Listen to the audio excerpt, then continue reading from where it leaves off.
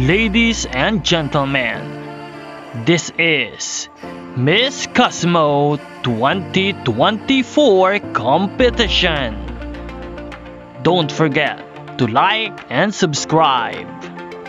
Magandang araw Pilipinas and good day pageant lovers. Ilang oras na nga lang ay magaganap na ang preliminary round ng Miss Cosmo 2024 competition. And at this moment, for this video, narito po ang ilang mga evening gown ideas for the preliminary competition para kay Maria Atisa Manalo. Let's watch the evening gown ideas for Maria Atisa Manalo.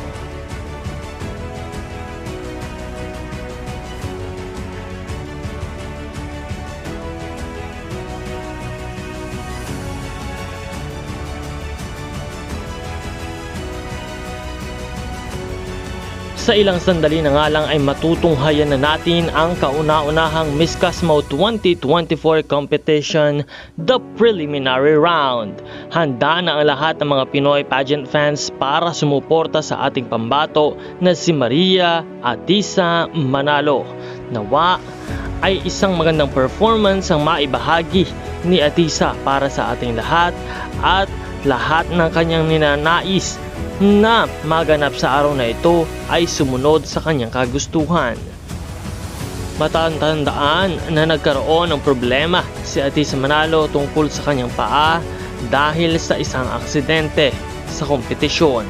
Kaya hanggang ngayon ay marami pa rin sa kanyang mga fans ang nag-aalala tungkol sa kanyang magiging performance mamaya sa kanyang preliminary competition. Nawa ang kanyang patuloy na paggaling at maayos na performance ay maibigay para sa kanyang laban at para sa laban ng Pilipinas for Miss Cosmo 2024. Patuloy natin siyang suportahan at ganun din suportahan ang channel na ito sa pamamagitan ng pagpindot ng subscribe button para sa mas marami pa pong mga updates.